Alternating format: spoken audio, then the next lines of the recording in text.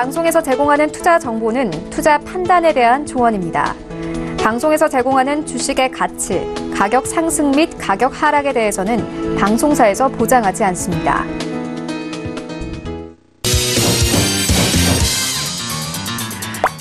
네, 오늘의 주요 헤드라인 소식입니다. 정부가 부산과 세종에 추진 중인 스마트시티 국가 시범도시 시행 계획을 확정했습니다. 시범도시는 자율주행을 비롯한 각종 신기술과 첨단 서비스가 집약된 곳으로 정부는 연내 실시 설계를 마치고 하반기 조성공사에 착수해 2021년 말부터 주민 입주를 시작할 방침입니다. 한진중공업이 자회사 필리핀 수빅조선소의 부실 여파로 자본 잠식 상태에 빠졌습니다. 이에 따라 4월 1일까지 주식 거래가 정지된 가운데 한진중공업은 국내외 채권단과 출자 전환 등 자본 잠식 해소를 위한 방안을 협의 중이라고 밝혔습니다. 주식회사 두산의 영업이익이 1조 2,159억 원으로 2년 연속 영업이익 1조 클럽에 이름을 올렸습니다. 이는 자회사인 두산인프라코어와 두산밥켓의 수익성 개선에 따른 것으로 회사 측은 향후 수소경제 활성화에 따른 연료전지 사업 확대와 전기차 배터리용 전지박 시장 공략에 나설 예정이라고 밝혔습니다.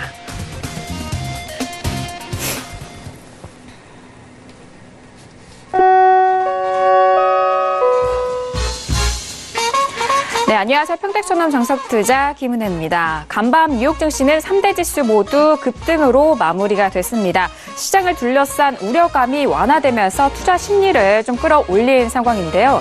오늘 우리 시장도 3거래일 연속 상승에 성공한 상황입니다. 외국인은 순매도로 좀 이어갔지만 기관이 지수 방어에 나서면서 지수 상승을 견인했습니다. 어제장과 마찬가지로 전기전자 업종 위주로 외국인의 수급이 뒷받침됐고 대부분의 업종이 상승으로 마무리가 됐는데요. 코스닥 시장은 코스피 대비해서 더욱더 강한 탄력을 보여주는 상황입니다. 자, 이제 내일장은 옵션 만기일입니다. 일단 변동성 확대 가능성에 대한 부분을 또 열고 보셔야 될 것 같은데요. 오늘도 정석투자 함께 하시면서 오늘 시장에 대한 정리와 그리고 내일 시장에 대한 대응 전략까지도 꼼꼼하게 확인해 보시길 바라겠습니다. 자, 그럼 오늘 시장 흐름 다시 한번 정리합니다. 시세 보시죠. 네, 오늘 코스피 지수는 전일 대비 0.50% 상승한 2201.48에 장을 마쳤습니다. 수급상 확인합니다. 기관 홀로 순매수, 반면 개인과 외국인은 동반 순매도 이어갑니다. 코스피 시가총액 상위 종목 확인하시죠. 연일 상승 흐름 이어가는 삼성전자와 SK하이닉스 오늘도 강보합권에서 마무리가 됩니다. 삼성전자는 0.33% 상승한 46,200원에 SK하이닉스는 0.40% 상승한 76,200원에 오늘장 마무리가 됐습니다. 코스닥 지수는 전일 대비 1.28% 상승한 739.91에 장을 마쳤습니다. 수급상 확인하시죠. 기관과 외국인의 동반 순매수, 반면 개인 홀로 순매도 이어갑니다. 코스닥 시가총액 상위 종목 확인합니다. 셀트리온 헬스케어는 연일 상승 흐름 이어가면서 오늘도 강보합권 마감입니다. 74,300원에 CJENM도 강보합권 마감으로 219,800원에 오늘장 마무리가 됐습니다.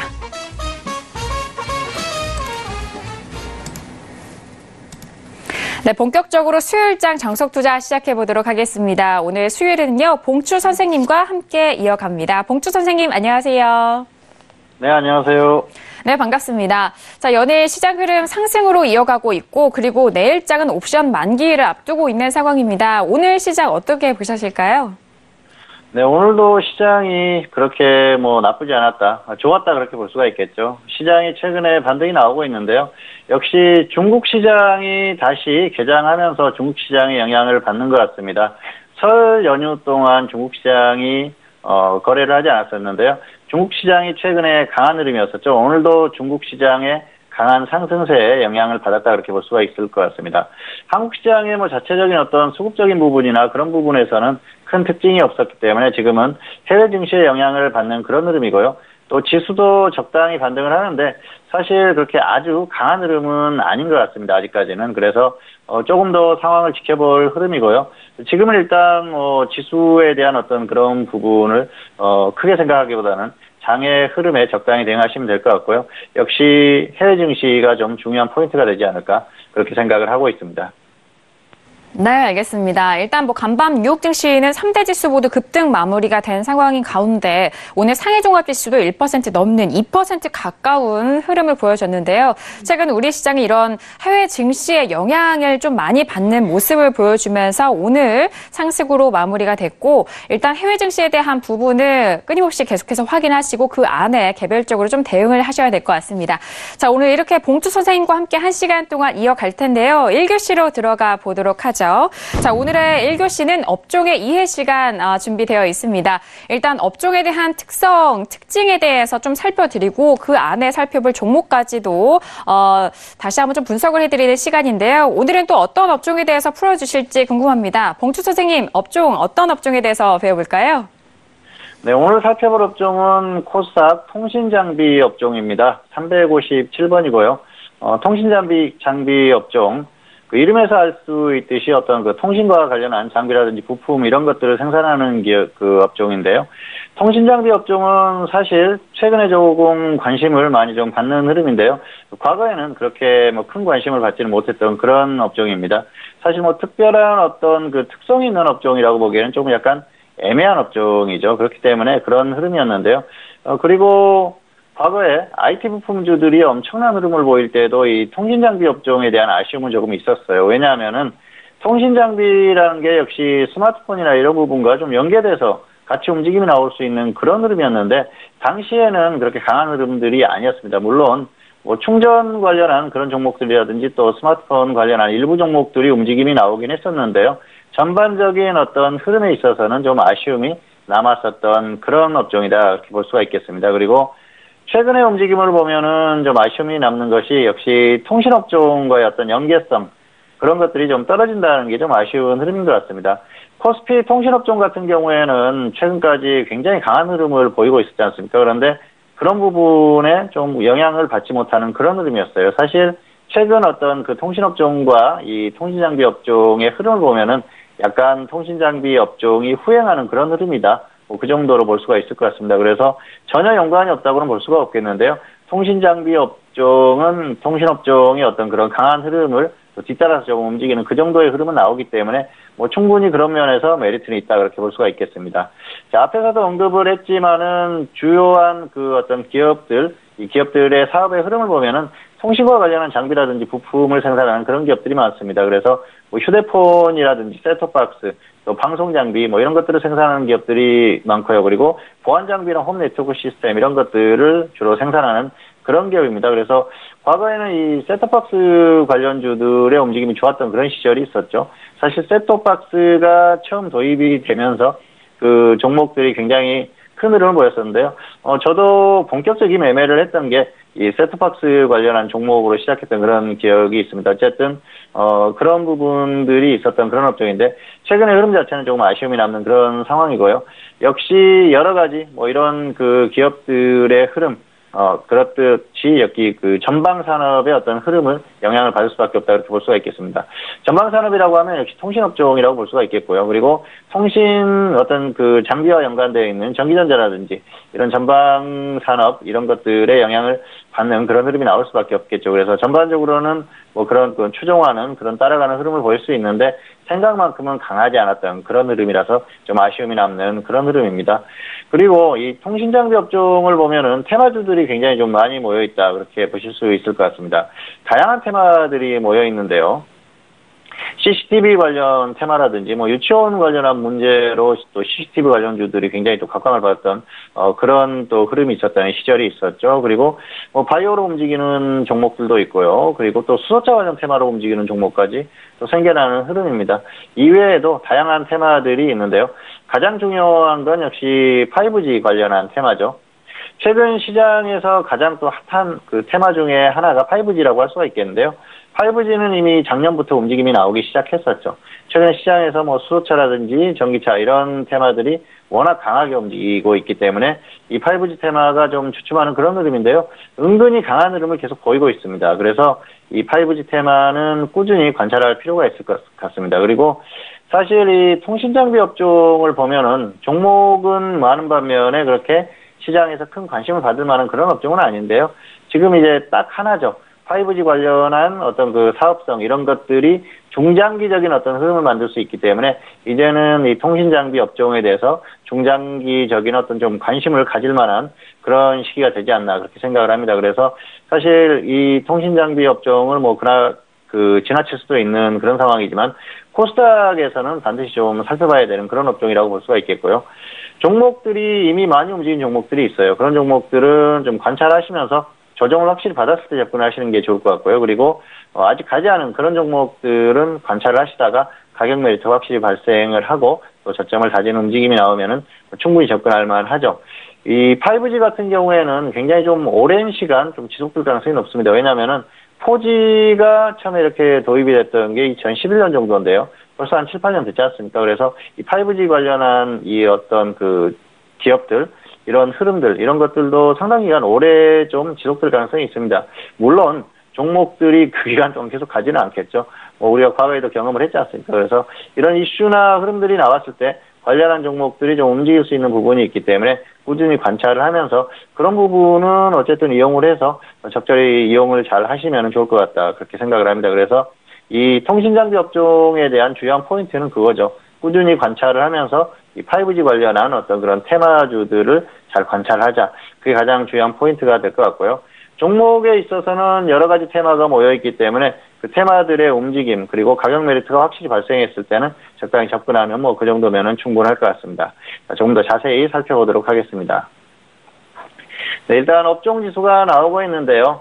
자, 통신장비 업종 같은 경우에는 AP위성부터 휴맥스까지 종목이 많습니다. 그래서 종목은 많은데 사실 뭐 개별주들이 굉장히 많아요. 시가총액이 그렇게 큰 그런 기업이 있는 것도 아니고요. 그래서 이 업종의 어떤 그 고유한 특성이라기보다는 물론 최근에는 이 5G 관련주들이 워낙 또 많이 움직임이 나오고 있기 때문에 그런 종목들의 움직임을 보시면 될 것 같지만은 개별 종목들의 어떤 테마에 속한 그런 테마의 움직임 그리고 개별 종목의 움직임 이 정도만 살피시면서 보시면 될 것 같습니다. 종목에 대해서 좀 살펴보도록 하겠는데요. AP위성 같은 경우에는 위성과 관련한 뭐 통신 장비라든지 그런 것들을 만드는 그런 기업이죠. 그리고 또 ITX, M2M 뭐 이런 기업들이 쭉 있죠. EMW 같은 경우에는 사실 시장에서 잘 움직이던 종목인데 지금 뭐 상태가 좀 좋지를 않죠. 그래서 굳이 살펴보지는 않겠습니다. 가원미디어 같은 경우에는 역시 셋톱박스를 만드는 기업이고요. 과거에부터 이렇게 셋톱박스를 만드는 기업들이 좀 많이 모여있는 그런 흐름입니다. 셋톱박스가 도입이 되면서 뭐 한동안 잘 움직였던 그런 종목들인데요. 기업의 흐름이나 그런 것들은 여전히 좀 괜찮기 때문에 은근히 또 움직일 수 있을 때 움직임을 살펴보시면 될 것 같고요. 기산텔레콤은 제사이동통신 관련주로 움직이는 테마주죠. 그리고 다산네트워크스는 역시 사물인터넷이라든지 또 5G 관련한 테마로 움직일 수 있는 그런 종목입니다. 그리고 쭉 보시면은 라이트론이 최근에 수소차 테마로 움직이는 그런 종목이에요. 그래서 어쨌든 통신장비 업종에 있지만은 테마는 수소차 테마로 움직이기 때문에 관련한 테마의 움직임의 흐름을 보시면 될 것 같고요. 자, 5G 관련한 테마주들이 굉장히 많습니다. 뭐 삼지전자라든지 특히 서진시스템 이런 종목들은 기업의 흐름도 좋고요. 그리고 뭐 주가가 아직까지는 뭐 엄청나게 급등했다 그렇게 그 정도 수준은 아니기 때문에 충분하게 조정을 받았을 때는 접근할 만한 그런 상황이고요. 또 솔리드 그리고 쭉 보시면은 FR텍 이런 기업들이 전부 다 5G 관련한 테마주입니다. 에이스테크도 마찬가지고요. 그리고 또 오이솔루션 그리고 보시면은 우리로 이런 기업들이 다 유비코스 이런 기업들이 5G 관련한 테마주라는 것이죠. 그리고 KMW도 5G 관련한 테마로 움직이는데요. 기업 흐름 자체가 좋지 않기 때문에 조금 이제 뭐 소액 정도나 접근할 만한 그런 기업이다 볼 수가 있겠고요. 그리고 또 텔레필드 쭉 보시면은 뭐 홈캐스트 정도까지 다 5G 관련한 그런 테마주들이에요. 그래서 앞에서 이렇게 언급했던 그 기업들은 테마주로서 그렇게 보시면 될 것 같고요. 가격 메리트가 확실히 발생했을 때는 좀 접근을 해서 중장기적으로 좀 끌고 가볼 수도 있는 그런 흐름입니다. 그래서 접근을 했다가 저점에서 접근했다가 더 빠지면은 짧게 손절을 하고 또 가면은 홀딩을 해서 끌고 가보는 그런 전략도 필요하다는 것이죠. 자, 백금 TA 같은 경우에는 P&A는 뭐 정치인 테마주로 움직이던 그런 종목이죠. 그리고 비덴트 같은 경우에는 암호화폐 테마로 움직이는 종목입니다. 자, 그리고 쭉 보시면은 RF텍 같은 경우에는 휴대폰, 스마트폰 부품주로서 그 무선통신 관련한 그런 기업으로 움직였던 그런 종목이죠. 그리고 에이프로젠 H엔진은 헬스케어 관련주로 움직이는 종목이고요. 자, HD 프로라든지 아이디스 이런 기업들은 CCTV 관련한 그런 테마주죠. 그래서 그런 것들을 좀 기억을 해주실 필요가 있습니다. 그래서 관련한 어떤 이슈라든지 테마가 움직였을 때 적당히 접근하시면은 괜찮을 것 같습니다. 자, 그리고 쭉 보시면은 인콘 같은 기업은 조금 이런 기업들은 사실 이 종목도 CCTV 관련주지만은 정치인 테마주로 움직이는 종목입니다. 문재인 테마주로 움직이던 그런 종목이기 때문에 한 번씩 그 정치인 테마주로 움직이던 종목들이 선거라든지 이런 것들이 끝나고 나서 한참 후에 움직이는 그런 경향이 있어요. 그래서 그런 부분들을 좀 생각을 하시면서 적절한 포인트만 잘 캐치를 하셔서 접근하시면은 무난하지 않을까 생각을 하고요. 자, 코맥스나 코콤 그리고 현대통신, 홈네트워크 시스템을 개발하는 그런 기업들이죠. 이런 종목들도 이제 서서히 좀 움직임이 나올 수 있는 그런 부분이기 때문에 꾸준히 관찰할 필요가 있고요. 자, 텔콘 RF 제약은 최근에 좀 이슈가 많이 발생하는 그런 기업이죠. 역시 바이오로 움직이는 그런 기업입니다. 그리고 휴맥스는 셋톱박스를 만드는 기업이죠. 실적 부분이나 매출이나 이런 부분들이 굉장히 좋아요. 그래서 안정성 있는 그런 기업이니까 기억을 해두시면 좋을 것 같습니다. 자, 홈캐스트까지 설명을 드리도록 하겠는데요.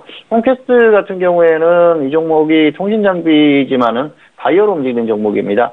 이 황우석 박사 관련한 그런 테마로 움직이는 종목이고, 한번 움직임이 나오면은 굉장히 크게 움직이는 그런 경향이 있어요. 그래서 그런 것들을 좀 기억을 하셨다가 저점만 잘 캐치를 해서 접근하신다면은, 물론 큰 금액을 들어갈 만한 그런 종목은 아닙니다만은, 적절히 접근하면은 한 번씩 크게 움직인다는 그런 특성들을 좀 살펴보시면 좋을 것 같습니다.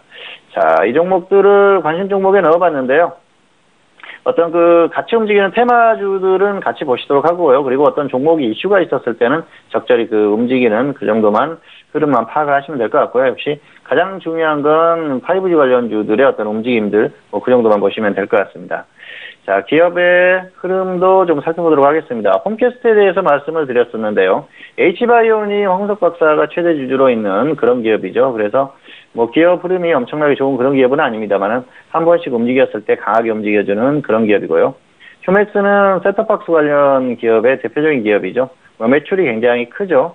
영업이익이나 이런 부분이 조금 최근에 좋지 않은 부분이 있습니다만은 크게 걱정할 만한 그 정도 수준은 아니다, 그렇게 볼 수가 있겠습니다. 그리고 자, 현대통신이라든지 코콤, 코맥스 이런 기업들은 홈 네트워크 시스템을 만드는 그런 기업이다, 이렇게 생각을 하시면 될 것 같고요. 인콘이라든지 HD 프로, 아이디스 이런 기업들은 CCTV 관련 테마예요. 그래서 어떤 보안 장비라든지 이런 것들 관련한 테마가 움직일 때 적절히 이용하시면은 무난하다, 그렇게 볼 수가 있겠습니다. 자, 그리고 비덴트는 암호화폐 테마로 움직이는 종목이라고 말씀을 드렸었고요. 자, 쭉 보시면은 기업 흐름들이 안정적인 기업들도 있습니다만 조금 불안한 기업들도 있긴 합니다. 그런데 전반적으로 그렇게 아주 좋지 않은 흐름을 보이는 기업들은 드물다, 그렇게 볼 수가 있겠습니다. 자, 서진 시스템 보면은 실적이나 이런 것들은 안정적으로 나오는 그런 기업이죠. 역시 5G 테마의 어떤 움직이는 그런 종목이기 때문에 좀 기억을 해주실 필요가 있을 것 같고요. 삼지전자도 굉장히 안정적인 매출이 발생하는 그런 기업이에요. 역시 이런 기업들, 안정적인 기업들을 접근하는 게 좋습니다. 그래서 가격 메리트가 발생했을 때 좀 관심을 가질 필요가 있을 것 같고요. 오이솔루션이라든지 에이스테크 이런 종목들이 전부 5G 테마로 움직이는 종목입니다. 솔리드도 마찬가지고요. 그리고 다산 네트워크스 같은 경우에는 사물인터넷 관련주로 움직이던 그런 테마주인데요. 영업이익이라든지 이런 부분에서 약간 미진한 부분이 있지만은 그래도 크게 문제가 될 만한 그 정도는 아니다, 그렇게 볼 수가 있겠습니다. 전반적으로 엄청나게 안정적이거나 좀 매출이 폭발적이거나 또 시가총액이 아주 큰 기업은 없지만은 조금 개별주 성향의 종목들이 모여 있다, 그렇게 보시면은 될 것 같습니다. 자, 가온미디어 같은 경우에는 셋톱박스를 만드는 그런 기업이죠. 그리고 역시 어떤 안정성이 있는 그런 기업이기 때문에 가격 메리트가 확실히 발생했을 때 좀 저점에서 접근하면 무난한 수익을 가져다주는 그 정도의 종목이다 볼 수가 있겠습니다. 자, 종목들을 보면은 아주 안정적이거나 시가총액이 아주 크다거나 그런 종목은 없습니다. 그런데 최근에 주가의 움직임들이 좀 크게 나온 종목들이 있습니다. 그래서 통신장비 업종이 어떤 5G 관련한 테마로서 적당히 움직임이 나오기 때문에 그런 움직임이 나오는 상황이고요. 아직까지는 크게 움직이는 그런 흐름은 아닙니다. 자, 업종의 기술적인 흐름을 보면은 자, 최근의 움직임이 뭐 그렇게 아주 강하지는 않죠. 통신업종과 한번 비교를 해볼까요? 통신업종 같은 경우는 최근까지 굉장히 강한 흐름이었습니다. 2017년에 움직임이 초반에 나왔고요. 조정을 받고 최근에 다시 움직임이 나오고 있죠. 통신장비 업종을 보실까요?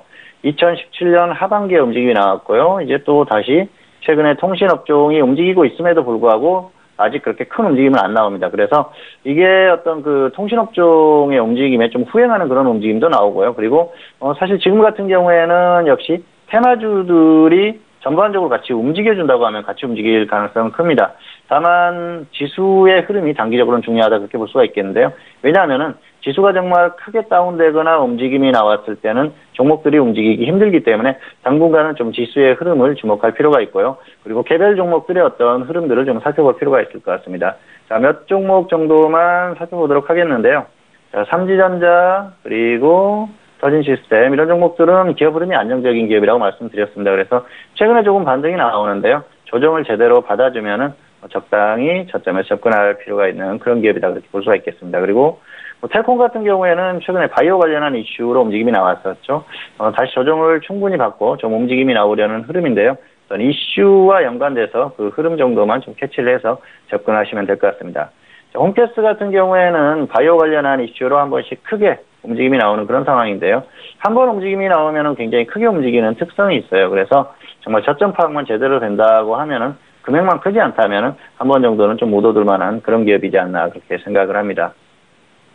자, 그리고 최근에 이제 움직임이 좋았었던 종목들이죠. 오이솔루션, 그리고 또, 솔리드, 뭐 이런 기업들이 전반적으로 5G 테마로 이렇게 움직임이 나오는 그런 종목들이에요. 그래서 솔리드 같은 경우에는 조정을 충분히 받은 그런 상황이죠. 그래서 일단 이렇게 오이솔루션처럼 급등한 종목들은 굳이 따라잡을 필요가 없습니다. 그리고 아직 가지 않은 종목이나 확실히 조정을 받을 때 접근하시는 게 좋다. 뭐 그렇게 말씀을 드리도록 하겠습니다. 자, 마지막으로 이 주요한 종목들의 적정 주가를 살펴보면은 거의 저평가되어 있거나 뭐 비슷한 적정 주가하고 비슷한 그 정도 흐름입니다. 그래서 아직까지 고평가되어 있는 그런 종목들은 좀 드문 그런 업종이라고 볼 수가 있겠고요. 그래서 안정적으로 움직이는 종목들, 그런 종목들은 충분히 접근해 볼 만한 그런 흐름이고요. 포인트라고 하면은 역시 5G 관련주들이 다수 모여 있는 그런 업종이고 5G라는 게 이제 시작이고 중기적으로 충분히 테마로서 움직일 수 있는 그런 업종이니까 통신장비 업종을 꾸준히 관심을 갖고 관찰하자. 이 정도로 설명을 마치도록 하겠습니다. 네, 오늘 1교시 업종의 이해 시간을 통해서 배워본 업종은요, 통신 장비 업종에 대해서 상세하게 또 풀어드렸습니다. 자, 일단 뭐 통신 관련 장비와 부품 업체들이 좀 다수 포진되어 있는 업종인데요. 예를 들어서 휴대폰 장비라든지 셋탑박스 같은 부분들이 좀 많이 좀 보이는 상황입니다. 일단 전방 산업에 영향을 받는 상황 속에서 최근에 좀 이 종목들이 개별주 성향의 흐름을 보여주고 있다는 점은 참고를 하셔야 될 것 같고요. 최근에 테마인 5G 관련된 테마 종목들에 대해서도 좀 짚어주신 만큼 이미 선반영됐고 좀 가고 있는 종목보다는 후발주자에 대해서도 관심 있게 좀 보셔라라는 전략까지 참고해 보시길 바라겠습니다. 자, 이렇게 오늘의 1교시는 업종의 이해 시간을 통해서 여러분들 찾아갔습니다. 네, 2교시로 넘어가 볼게요. 오늘의 2교시는 종목 현미경 시간입니다. 더욱더 좀 구체적이고 상세한 종목에 대해서 좀 복기도 해드리도록 하겠고요. 이 두 종목에 대한 흐름을 다시 한번 살펴보면서 앞으로의 대응 전략에 대해서도 다시 한번 생각을 해볼 수 있는 시간인데, 자, 오늘도 두 가지 종목에 대해서 준비를 해주셨다고 합니다. 자, 봉주 선생님, 오늘 종목 현미경 시간 어떤 종목들 만나볼까요? 네, 오늘도 두 가지 종목을 준비를 했는데요.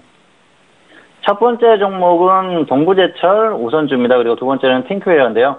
먼저 동부제철 우선주에 대한 설명을 드리도록 하겠습니다. 동부제철 우선주는 최근에 추천을 했었던 종목입니다. 1월 16일에 추천을 했었고요. 당시에 종가 매수를 주문을 했었습니다. 5만 원까지 매수를 하자 했는데 49,800원에 종가가 마감이 됐기 때문에 49,800원에 1차 매수가 됐었죠. 그리고 이후에 2차 매수는 44,800원 그렇게 해서 평균가 47,300원 대비해서 손절 마이너스 10%, 수익은 20% 이상 이렇게 전략을 전달을 했습니다. 그런데 사실 그 이후에 움직임이 약간 좀 애매해서 2차 매수가를 45,200원에 매수를 해서 평균가 47,500원을 맞추고 대응을 했었죠. 그리고 뭐 목표가나 손절가는 계속해서 이제 유지를 했었는데 생각했던 것보다 흐름이 강하지 않았습니다. 그래서 조금 지지부진한 흐름이 나왔기 때문에 본전 매도나 손절 10% 정리를 하자, 뭐 그렇게 전달을 했었죠. 물론 중간에 10% 이상 수익 실현할 수 있는 기회가 있었는데 좀 기회를 놓쳤던 그런 면은 있었고요. 조금 더 목표 수익에 대한 욕심을 부리다가 약간 좀 아쉬운 결과가 아니었나 그렇게 생각을 하고 본전 매도 전략을 전달을 했습니다. 그런데 2월 8일이었었죠. 동시호가의 흐름을 보니까 굉장히 흐름이 강했어요. 그래서 뭐 플러스 15% 이상, 뭐 20% 이상 이렇게 계속해서 움직임이 나왔었기 때문에 오늘 흐름이 좀 강하겠다 그런 생각을 했었죠. 그리고 사실 시가가 시작할 때까지 좀 기다렸는데 시가가 시작하고 나서 뭐 정적 VI라고 하죠. 그래서 계속해서 그런 상태가 되면서 강한 흐름을 유지했습니다. 그래서 일단은 홀딩 사인을 냈고요. 그 이후에 다시 이제 거래가 재개가 되면서 급등하는 흐름을 보였습니다. 결국은 상한가까지 갔었는데요. 상한가 이후에 플러스 15%나 혹은 홀딩 이런 전략을 전달했습니다. 그런데 장중에 상한가가 풀리면서 15%를 터치를 해서 결국은 15% 이상 자유로 매도하자 이런 전략을 전달을 했고요. 결국은 그래서 15% 이상 전반적으로 매도를 했었던 그런 상황이고요. 뭐 이전에 애초에 어떤 전략대로 하셨던 분들도 시가 자체가 플러스 6% 이상 그렇게 상승한 흐름으로 시작을 했으니까 6% 이상 수익은 실현을 했습니다. 애초에 본전 매도 전략을 전달했었는데 그래도 수익 매도를 했었기 때문에 흐름 자체는 뭐 그렇게 크게 나쁘지 않았다 그렇게 볼 수가 있겠고요. 전반적으로 상황 자체는 뭐 그렇게 나쁘지 않은 그런 흐름이었습니다. 그리고 장중에 이렇게 그 체크를 해보니까 대부분이 상한가에서 매도를 하신 분들이 또 많더라고요. 그래서 플러스 25% 정도까지는 수익 실현이 됐었던 그런 상황입니다. 어쨌든 이 종목을 보면서 주식 투자가 역시 좀 운이 좀 필요한 부분이 있구나 그런 생각을 했습니다. 왜냐하면은 원래대로라면은 본전에 매도했어야 될 그런 종목이 또 이렇게 갑자기 급등을 하면서 운 좋게 매도가 수익을 실현할 수 있는 그런 면도 있거든요. 이 종목이 최근에 움직였던 건 최대주주 변경 이슈였습니다. 최대주주의 지분 매각 이슈가 있었는데요. 그런 부분들이 주가를 급등시켰고요. 그리고 충분히 조정을 받을 때까지 기다렸다는 게 중요한 포인트죠. 역시 대부분 그 개인 투자자들이 늘 말씀드리지만 따라잡는 경향이 굉장히 강합니다. 그리고 사실 그 종목에 대한 어떤 그 가격 설정이라든지 이런 것들이 굉장히 어렵습니다. 그런 부분이 실패하는 경우가 굉장히 많고요. 사실 그런 부분들이 어렵죠. 결국은 언제 매수를 하느냐, 그 포인트를 잘 잡아야 되는데, 그런 부분이 좀 잘 되지 않았었나, 그렇게 생각을 합니다. 다만, 중간의 과정이 약간 조금 그 좋지 않은 부분도 있었는데, 결과적으로는 운도 조금 따라주면서 수익 실현을 했었고요. 이렇게 이슈가 있으면서 급등했던 종목들은 한 번쯤 강하게 움직임이 나와주니까, 그런 부분들은 좀 참고를 하시면서 적절히 대응을 하시면 좋을 것 같습니다. 자, 차트를 잠깐 보시도록 하겠습니다. 네, 이 종목을 처음 추천을 했었던 날이, 자, 이날입니다. 1월 16일이죠. 이날 종가에 매수를 했는데, 종가 가격이 49,800원으로 나오죠. 그래서 49,800원에 매수가 됐고요. 그리고 다음날, 44,850원까지 하락을 했었죠. 결국은 45,200원에 매수가 됐는데요. 평균가가 좀 낮아진 그런 상황이죠. 결국은 이 정도 평균가 매수가 됐고요. 그리고 뭐 좀 지지부진한 흐름이 나왔었죠. 이후의 흐름 자체는 생각보다 굉장히 약했어요. 사실 여기에서 10% 정도 수익 실현을 했었으면은 좀 편안한 매매가 됐을 텐데 여기에서는 좀 고생을 했었고요. 그리고 이날 갑자기 급등을 하면서 이제 수익 실현을 하게 됐던 그런 상황입니다. 사실 상한가를 마감을 했으면은 조금 더 끌고 갔을 가능성이 큽니다. 홀딩을 해서. 그렇다고 하면 뭐 결과적으로야 다음날 이렇게 조정을 받았지만은 조금 더 강했으면 하는 아쉬움이 있지만은 어쨌든 수익 실현을 잘 끝난 그런 상황이고요. 운도 조금 따라졌다는 생각입니다. 왜냐하면은 상한가가 마감을 했다고 하면 홀딩했을 가능성이 높은데요. 다음날 좀 조정을 받았기 때문에 오히려 수익에서 좀 더 손해를 볼 가능성이 있었고요. 그리고 또 이날 다행히 급등을 해주면서 수익 실현할 그럴 기회가 있었기 때문에 역시 주식자는 뭐 여러 가지 합리적인 과정도 중요하지만 운도 약간은 필요하다. 뭐 그렇게 생각을 했었던 그런 종목이고요. 이 과정 자체는 크게 나쁘지 않았습니다. 급등했던 종목을 고점 이후에 조정을 받을 때까지 충분히 기다렸다가 매수를 했기 때문에 이런 부분이 포인트라고 할 수가 있습니다. 그래서 급등했던 이런 종목들을 위해서 그냥 대충 따라잡지 마시고요. 확실하게 조정을 받으면 접근하시고 아니면은 그냥 관망한다는 그런 태도로 대응을 하시면은 수익에 조금 더 가까워지지 않을까 그런 말씀을 드릴 수가 있을 것 같습니다. 네, 두 번째 종목은 팅크웨어입니다. 팅크웨어 같은 경우에는 최근에 추천했던 종목은 아니고요. 이 종목은 좀 오래전에 추천했던 종목이에요. 2016년 9월 4일에 추천했던 그런 종목이고요. 당시 추천 가격이 12,000원, 1,800원, 평균가 11,400원 대비해서 손절 마이너스 10%, 수익은 15% 이렇게 추천을 했었던 그런 종목입니다. 팅크웨어 같은 경우에는 당시에 뭐 두 가지 테마에 속해 있었던 그런 종목인데요. 자율주행차 테마 그리고 증강현실 테마에 속해 있던 그런 종목입니다. 내비게이션을 만드는 기업이죠. 그래서 과거에 내비게이션이 굉장히 폭발적으로 성장을 할 때 엄청난 또 주가의 흐름을 보였었던 그런 상황이기도 하고요. 그리고 당시만 하더라도 어떤 이런 테마들에 속해 있었기 때문에 테마가 움직임이 나오면서 적절히 움직임이 나왔습니다. 최근에도 자율주행차 테마의 어떤 움직임이 나온다고 하면은 충분히 또 한 번 정도는 움직임이 나올 가능성이 있으니까 그런 부분들은 좀 관찰을 하실 필요가 있을 것 같고요.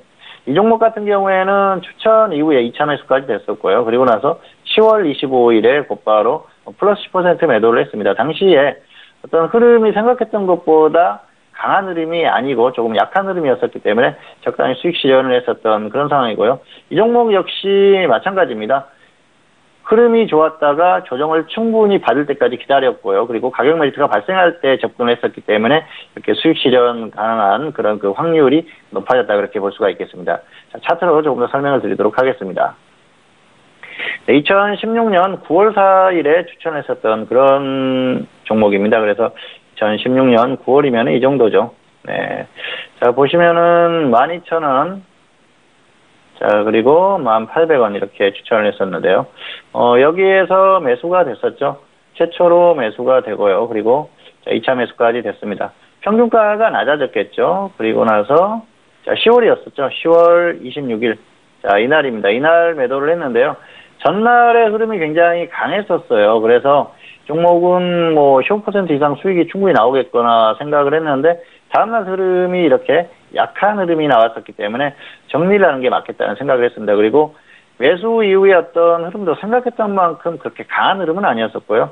여기에서 좀 지지부진한 흐름이 나왔었기 때문에 어떤 그 급등이 나왔을 때 적당히 정리를 해주는 것도 필요하다. 그리고 향후의 흐름을 봐서 다시 접근해도 되겠다 그런 생각을 했습니다. 이 종목은 이전에 좋은 흐름을 보였었죠. 뭐 자율주행차라든지 증강현실 이런 것들로 움직임이 나왔었던 그런 상황이고요. 그렇기 때문에 조정만 받아주면 다시 한번 반등이 나올 가능성이 높다고 생각을 했는데 역시 매수 이후에 어떤 흐름을 보고 적당히 정리를 하는 게 맞겠다 그렇게 생각을 해서 정리를 했었던 상황입니다. 이후의 흐름을 보면은 적당히 정리를 했었던 게 어떤 그런 게 맞지 않았나 그렇게 생각을 합니다. 이 종목은 앞에서도 언급을 했지만은 내비게이션 업체들의 어떤 그 엄청난 성장과 함께 그 큰 흐름을 보였었던 그런 시기가 있었는데요. 지금 같은 경우에는 다시 자율주행차 테마에 편성할 수 있는, 충분히 그렇게 움직일 수 있는 그런 부분도 있기 때문에 향후의 흐름을 봐서 접근하셔도 무난할 것 같습니다. 자, 오늘도 두 종목을 살펴봤는데요. 좀 애매하는 과정 이런 것들을 계속해서 강조를 드리는데요. 그래서 이제 가장 중요한 포인트는 역시 강하게 갔던 종목들을 충분히 조정을 받을 때까지 기다렸다는 것이죠. 그래서 무리하게 종목에 대해서 접근하지 마시고요. 가격 메리트가 확실히 발생할 때까지 기다리는 인내심을 발휘한다면 실패할 확률은 확실히 떨어진다. 이런 말씀을 다시 한번 드리도록 하겠습니다. 네, 오늘 종목 현미경 시간을 통해서 배워본 종목은 두 가지 종목 살펴봤습니다. 동부제철 우선주와 그리고 팅크웨어에 대해서 살펴봤는데요. 자, 먼저 동부제철 우선주에 대한 부분은 최대주주 지분 매각 이슈로 급등하면서 관련된 이슈 관련돼서도 좀 움직였었던 상황입니다. 자, 이 부분에 있어서는 일단 가격대가 좀 메리트가 있는 가격대에 접근을 하는 것이 정말 유효하다라는 그런 부분 살펴드렸고요. 팅크웨어 같은 경우에는 자율주행 테마와 증강현실 테마로 움직인 종목이고 앞으로 있어서도 이 테마 관련돼서 이 종목도 지켜보시면서 잘 참고해 보시길 바라겠습니다. 자, 이어서 선생님 질문 있어요 시간으로 넘어가 볼게요. 오늘도 다양한 질문들 많이 접수해 주셨는데요. 첫 번째 질문부터 확인해 봅니다. 자, 오늘의 첫 번째 질문은요. 끝자리 2340님의 질문 확인해 볼게요. 아난티 매수하셨고요. 매수가는 27,000원에 비중 20% 질문이셨습니다. 자, 오늘장 아난티 종가는요. 1.57% 상승하면서 25,950원 마감이 됐는데요. 매수가 대비해서는 지금 손실을 보고 계신 상황인데 봉주 선생님은 이 종목 어떻게 보실까요? 일단 학점은 D입니다. 그리고 손절 마이너스 10%나 본전 매도 후에 확실한 조정 시 다시 한번 접근을 하시기 바랍니다. 매수가가 너무 높아서 상당히 좀 좋지 않다 그렇게 볼 수가 있겠는데요. 자, 차트로 설명을 드리겠습니다. 27,000원에 매수를 하셨죠. 여기에서 매수를 하셨는데요. 추격 매수하신 거예요. 고점에서 조금 조정을 받았습니다. 그런데 사실 가격으로는 맞지 않죠. 조금 조정받다가 다시 반등이 나오는 것 같으니까 여기 장중에 분봉을 보면 추격 매수예요. 그리고 일봉상으로도 추격 매수입니다. 길게 봤을 때도 추격 매수죠. 상당히 조금 위험한 매매다 볼 수가 있겠는데요.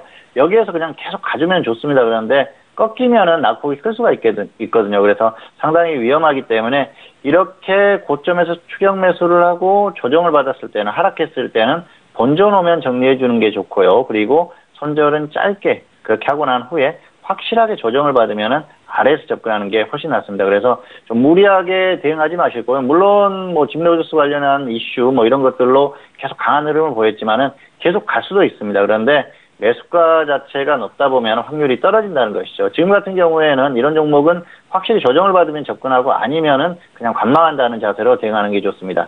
자, 이 종목은 매수가가 좋지 않기 때문에 본전 매도하시거나 손절 마이너스 10% 후에 확실하게 조정을 받으면 다시 한번 접근을 하시는 게 좋을 것 같습니다. 네, 아난티에 대해서 진단 먼저 도와드렸습니다. 학점은요, D학점 확인됐습니다. 일단 뭐 재료가 있어도 가격대 자체가 매수가가 높으면은 앞으로 좀 수익에 대해서 좀 가능성이 적어집니다. 그 부분 좀 짚어주셨는데요. 손절은 마이너스 10% 또는 본전 매도 이후에 가격대에 눌렸을 때 재매수에 대한 의견 참고해 보시길 바라겠습니다. 자, 이어서 다음 질문도 만나볼게요. 다음 질문의 끝자리 3020님의 질문이고요. 사막 콘덴서를 매수가 63,400원에 비중은 35% 질문 주셨습니다. 오늘장 사막 콘덴서는 2% 넘게 상승하면서 66,700원에 마감이 됐는데요. 지금 수익을 보고 계신 상황인데 어떻게 좀 풀어가면 좋을까요? 네, 학점은 D고요. 손절 마이너스 5%, 수익은 플러스 10% 이렇게 짧게 대응하시기 바랍니다.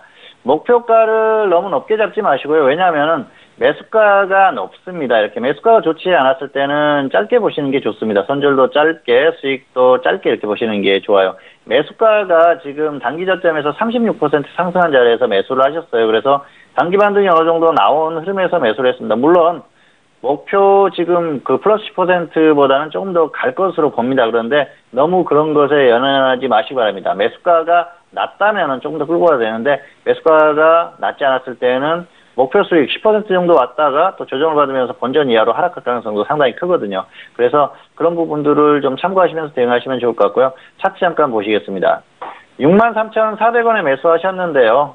여기에서 매수하신 거예요. 그래서 매수가 자체는 뭐 단기적으로 보면은 좋아 보이기도 하죠. 그런데 저점에서는 뭐 30% 이상, 36% 정도 상승한 자리예요.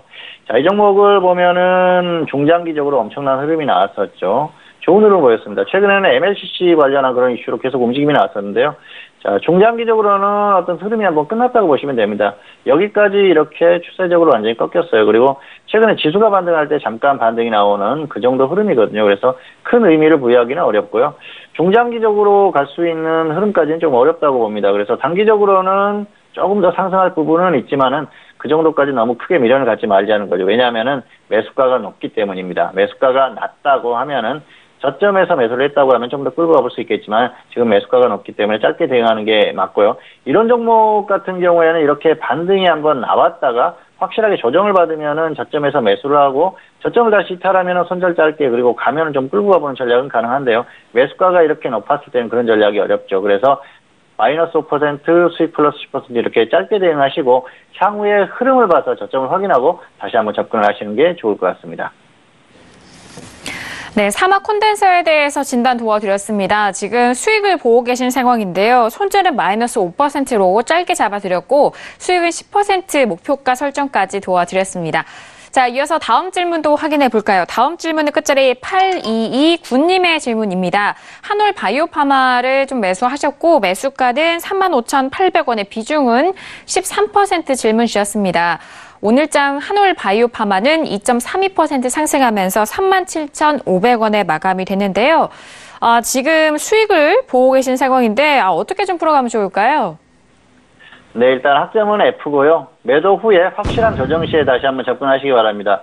자, 수익은 축하드립니다. 그런데 매수가 자체가 너무 높아요. 운이 지금 좋게 매수 후에 수익이 나고 있지만은 만족하지 마십시오. 이렇게 추격 매수하다가는 이런 습관을 계속 가지고 있으면 결국은 실패할 가능성이 상당히 높아집니다. 그리고 기대감으로 가는 종목이에요. 기대감이 꺾이면 급락할 수도 있기 때문에 여기에서 무리할 필요가 없다는 것이죠. 차트 잠깐 보시겠습니다. 35,800원인데요. 여기에서 매수하신 거예요. 그래서 지금 뭐 직전 그 고점 부근에서 매수했지 않습니까? 따라잡았는데 5일선 타고 가는 종목을 따라잡았는데 운 좋게 수익이 난 겁니다. 오늘 같은 경우만 해도 급등 나가지 않습니까? 이런 부분들이 계속 발생할 수 있는 것이죠. 기대감, 뉴스 이런 것들로 가고 있는데요. 안 좋은 뉴스라도 나오면은 갑자기 급락할 수도 있거든요. 그래서 이렇게 고점에서는 무리하게 접근할 필요가 없습니다. 길게 봤을 때도 거의 뭐 최고점 부근이지 않습니까? 그래서 지금은 크게 무리할 상황이 아니에요. 단기 저점에서도 반등이 꽤 나왔습니다. 여기서는 미련 가질 필요 없고요. 매도 후에 확실하게 조정을 받으면 아래에서 한번 접근해 보십시오. 그리고 나서 빠지면 손절 짧게 하고 가면은 좀 수익은 좀 크게 보는 이런 전략은 가능한데 위에서 이렇게 접근을 해서 홀딩하는 건 아니라는 것이죠. 그렇기 때문에 매도 후에 확실한 조정 시에 다시 한번 접근을 하시는 게 좋을 것 같습니다. 네, 한올 바이오파마 진단해드렸습니다. 일단 좀 F학점이 확인됐는데 매수가에 대해 좀 아쉬운 상황인데요. 일단 매수가가 좀 높으면 관리하는 데 있어서 좀 불안하기 때문에 그 부분 짚어드렸고 한올 바이오파마는 현재 수익을 보고 계시기 때문에 매도 이후에 조정 시 확실한 가격 눌림 시 다시 한번 좀 노려보자라는 의견 참고해 보시길 바라겠습니다. 자, 이어서 다음 질문도 확인해 볼까요? 다음 질문은 끝자리 0793님의 질문입니다.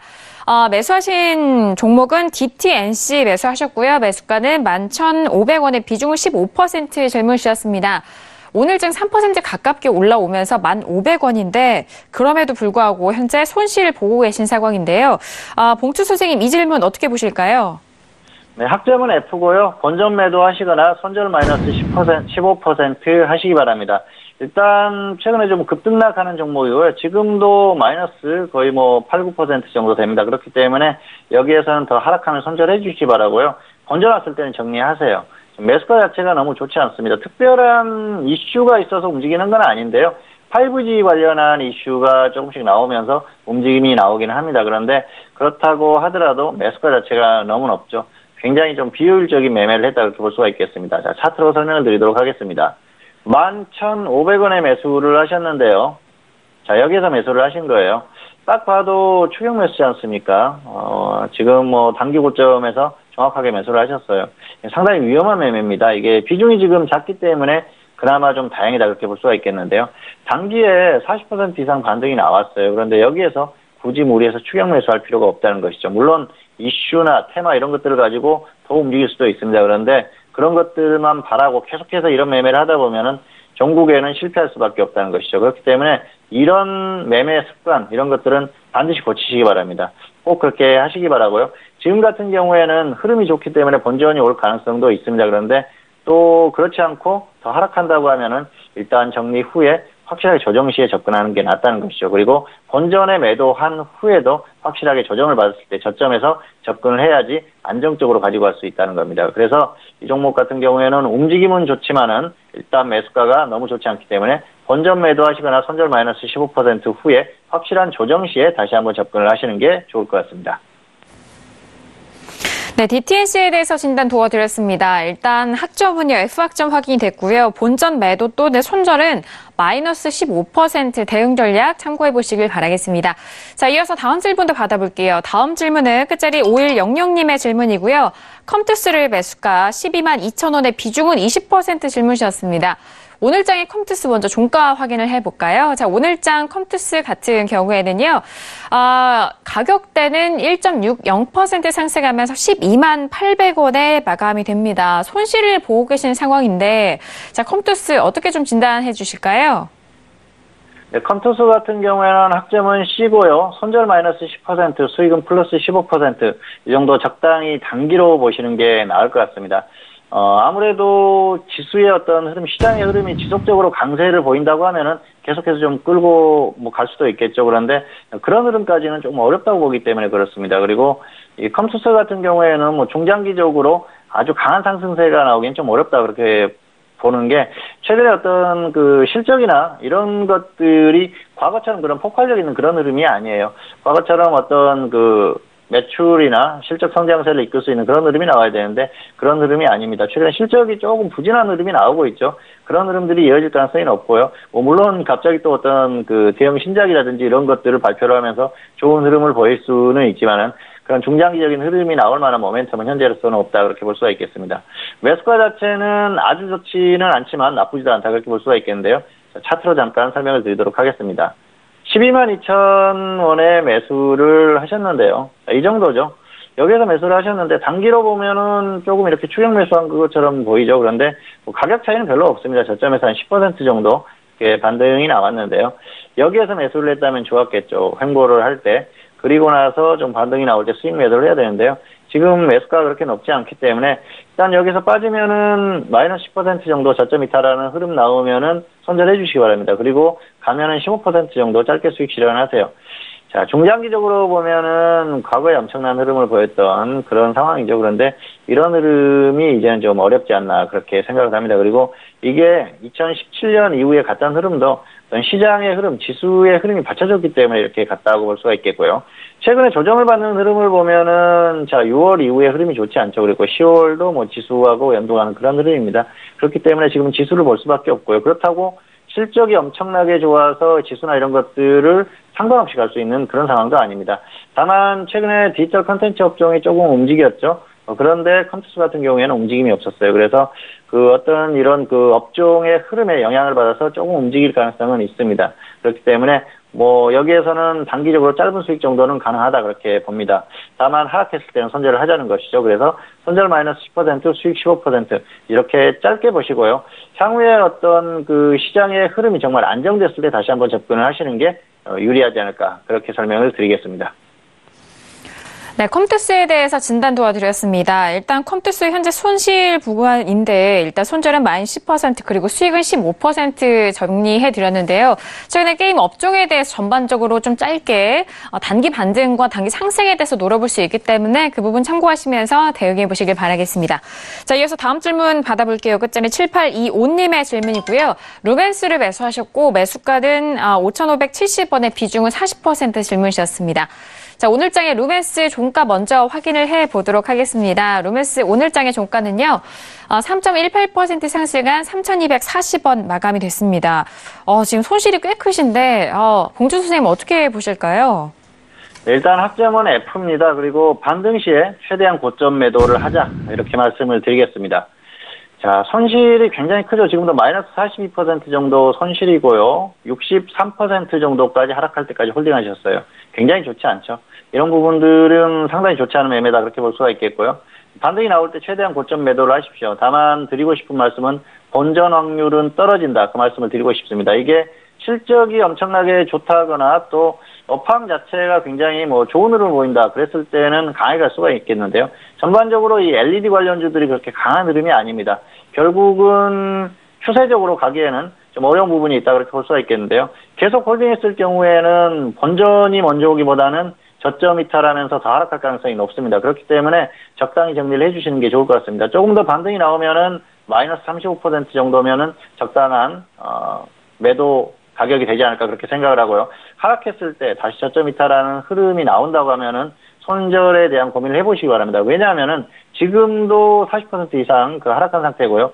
비중이 40%이기 때문에 여기서 무조건 매도를 해라 이렇게 말씀드리기가 어렵습니다. 그리고 지금까지 홀딩한 어떤 흐름을 봐서는 웬만해서는 매도를 안 하실 것 같아요. 그래서 반등했을 때는 매도를 하자는 말씀을 반드시 드리겠고요. 하락했을 때는 본인이 판단을 해서 손절에 대한 고민을 하시기 바랍니다. 반등하면은 마이너스 35% 정도면은 적당히 손절을 해주시는 게 좋습니다. 그리고 저점 이탈하는 흐름, 다시 또 하락하는, 급락하는 흐름이 나오면은 그때는 정리를 고민을 해보시는 게 좋을 것 같습니다. 아무래도 손실이 크기 때문에 쉽게 손절하기는 어려울 것 같은데요. 지금 뭐 매수도 엄청난 추격 매수를 하셨고 기준 없는 대응을 하셨는데요. 향후에는 반드시 좀 그 저점 매수 그리고 또 기준을 가지고 대응을 해보시기를 바라겠습니다. 네, 루메스에 대한 부분 손실이 꽤 크신 상황인데요. F확정 확인됐고요. 반등 시 최대한 고점을 좀 노려보면서 좀 매도에 대한 의견 주셨으니까요. 참고해 보시길 바라겠습니다. 자, 오늘도 선생님 질문 있어요 시간을 통해서 다양한 질문들에 대한 상담을 도와드렸습니다. 말씀드린 내용에 대해서는요. 투자 판단에 대한 조언이고요. 해당 상품의 가치와 수익률을 보장하지 않는다는 점 다시 한번 유의해 주시길 바라겠습니다.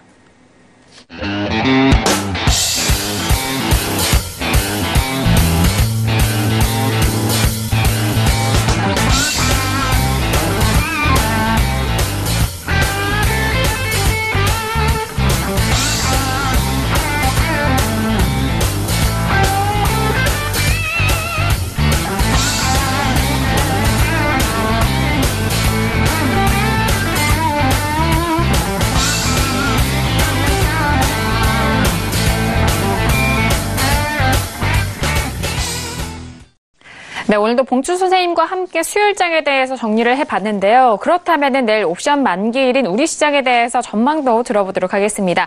자, 봉주 선생님 내일 목요일장인데요. 어떻게 보실까요? 네, 일단 최근의 반등은 적절히 나올 수 있는 반등이다 그렇게 볼 수가 있겠습니다. 지금은 어쨌든 내일 같은 경우에는 시가 같은 경우에 역시 미국 시장이 결정을 하겠죠. 오늘 밤 미국 시장의 흐름이 어떻게 나올 것인가가 굉장히 중요하다 그렇게 볼 수가 있겠는데요. 사실 그 정상적인 흐름에서는 시가는 그렇게 강한 흐름이 나올 가능성은 좀 떨어진다 그렇게 보고 있습니다. 그래서 물론 미국 시장이 또 급등하게 되면 어쩔 수 없는 부분이지만 현재 상태로서는 그럴 가능성이 높다 그렇게 보고 있고요. 장중에는 중국 시장을 볼 수밖에 없는데요.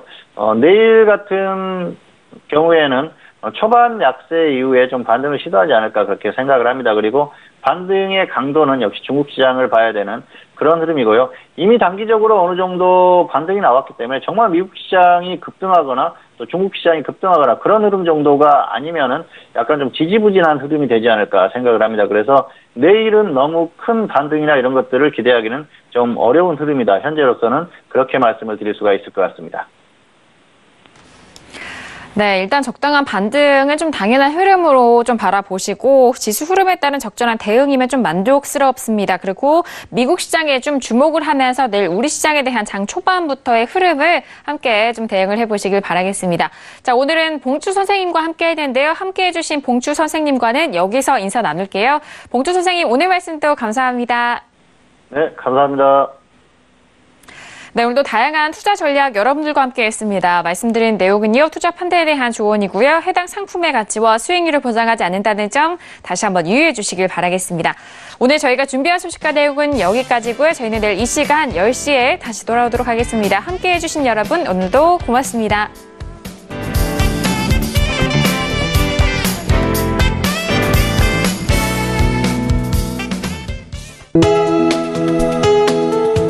방송에서 제공하는 투자 정보는 투자 판단에 대한 조언입니다.